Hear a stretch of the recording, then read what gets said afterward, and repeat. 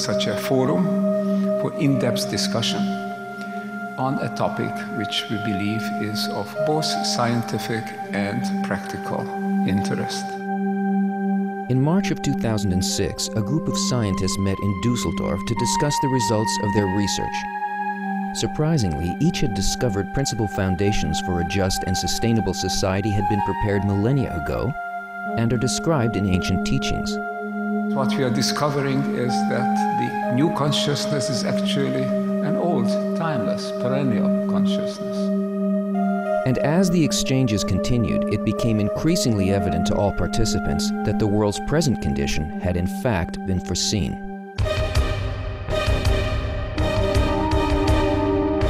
We have a brain. So the question is, what do we use this brain for? If we would be men from Mars or women from Mars and would come down to Earth and see the news, I don't know whether we would think that we have a thinking humanity. And to be honest, I see a world where we behave in a very bad manner. There's something seriously wrong.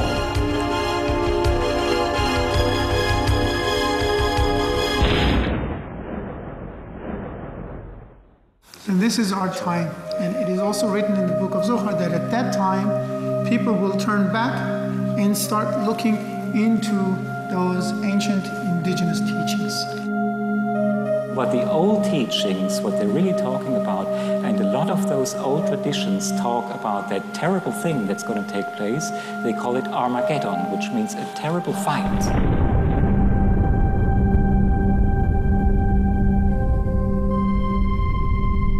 Where it actually will be the deciding factor whether humanity manages to actually really focus on goals, on values. The discussions focused in depth on essential questions. What is the true purpose of life? Why has that purpose been concealed from humanity? And what is the reason for the emptiness people currently feel in the world today? Our substance is the will to receive, but the problem is that when we want to fulfill our vacuum, the empty desire, the filling in itself neutralizes the desire. So our whole lives we chase pleasures, but we can never be filled. We will remain empty.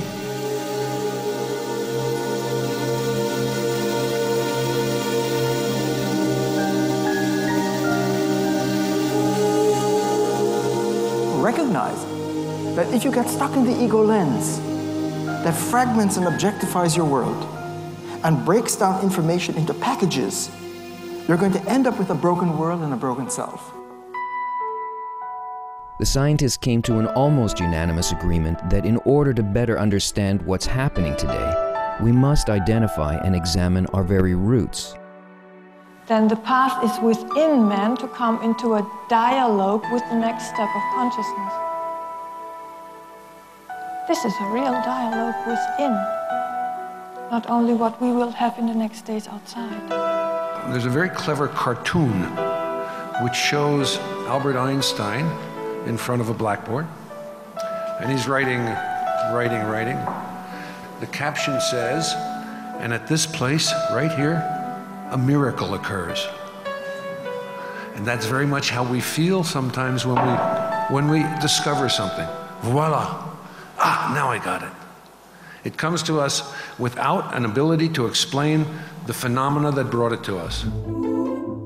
Classical consciousness, your consciousness is, if you would ask people what happens, how is it produced, it's produced by the brain. It's something that is created. And now we have all the evidence that it's not limited to the brain, and it's probably not even produced by the brain. Our enhanced consciousness resides not in our brain and is not limited to our brain because our consciousness is non-local.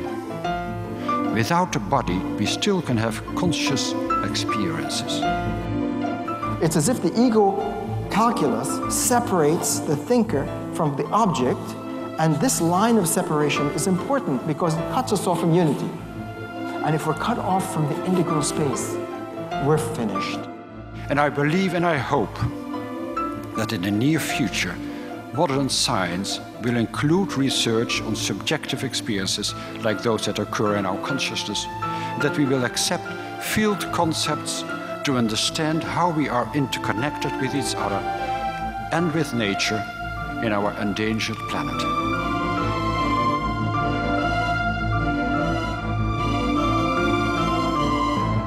What emerged is the shared view that all of humanity is functionally one body, one organism, with each person dependent and interconnected with every other person, and that globalization has only made evident the fact that the world operates as one big village.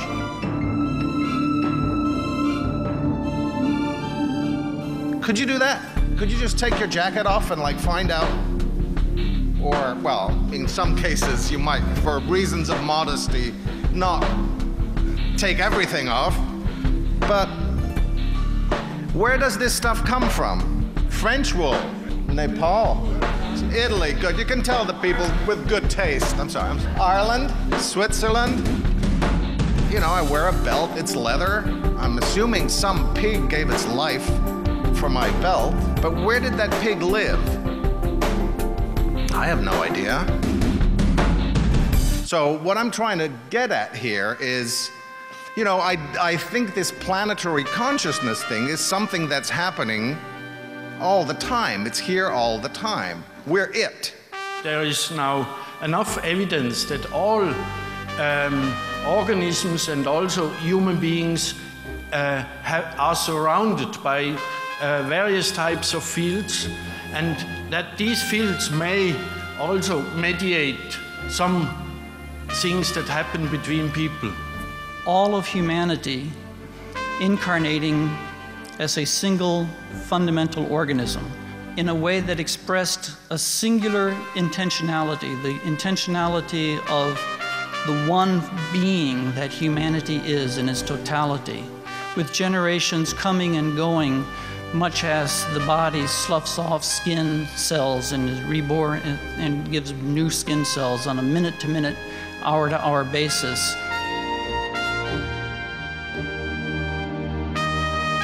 There is a substantial body of scientific evidence that clearly demonstrates that we do function as a whole, and yet we still don't experience our existence in that way.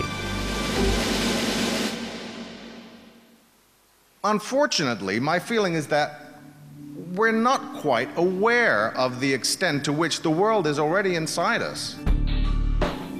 In an unconscious way, has always existed. We are connected already, but the question is to become conscious, to consciously live this interconnectedness.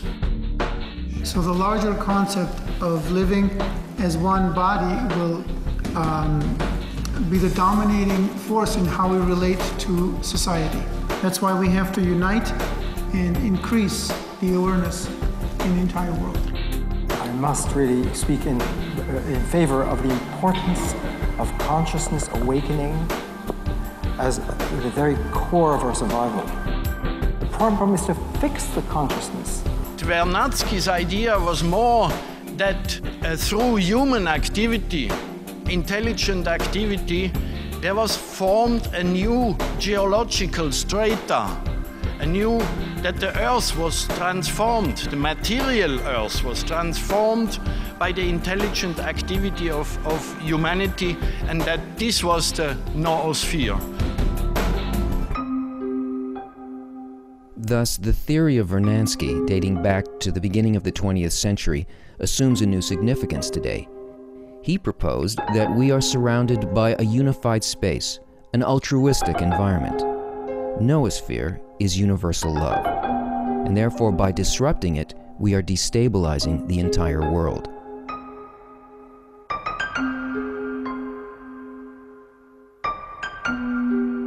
Wondering the whole evening, because I am missing one thing terrible. What is pure reason without love and care? See, the love we're really talking about here is the love of the Creator itself. That love is contained, it is included in the information field. The information field loves every particle on this planet just the same way. It is not emotional. It does not care about you or you. It just wants that whole evolution to unfold every particle to its highest unfoldment. And that is the highest unemotional love, because it loves every single particle just the same. With that considered, those present agreed that the most pressing task for humanity at this time is to experience universal love. This means to unite the entire world in loving one another by fulfilling one another.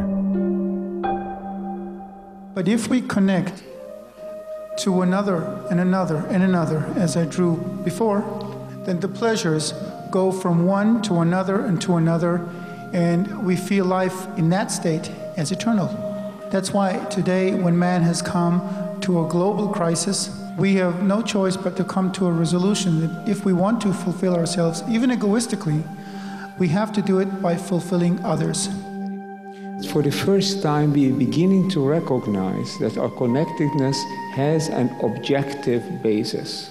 Now we have a way of legitimizing, explaining, and it's a new worldview. It's a view of the world as intrinsically organic, whole, connected.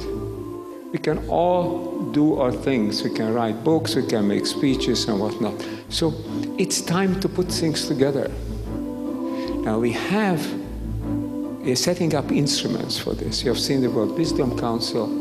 We are creating the Wisdom Channel. We'll be discussing last night, and we will be continuing setting up a television channel for this sort of thing, a radio show. We are setting up an internet-based university. We are creating instruments, but the instruments have to have content. So to me, it was not just a meeting which now ends, it's a meeting which now begins. The work is now beginning. Thank you all for participating, and let's stay together and let's work together. Thank you again.